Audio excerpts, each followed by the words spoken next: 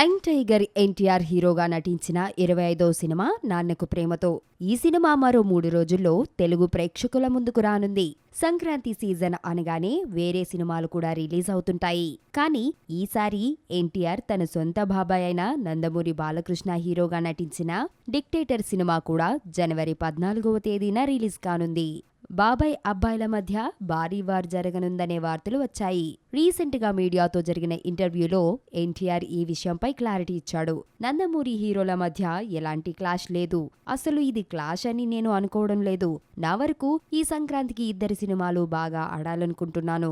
అలాగే నాకు బాబాయ్కి మధ్య ఎలాంటి శత్రుత్వం లేదు. కానీ మూడవ వ్యక్తి క్రియేట్ చేస్తున్న సమస్యల వలన ఈ రూమర్స్ వస్తున్నాయని ఎన్టీఆర్ తెలిపాడు. మరి ఈ సంక్రాంతి సీజన్లో బాబాయ్ అబ్బాయిలు ఏ రేంజ్లో ప్రేక్షకులను మెప్పిస్తారో అనేది తెలియాలంటే మరో 4 రోజులు వేచి చూడాల్సిందే.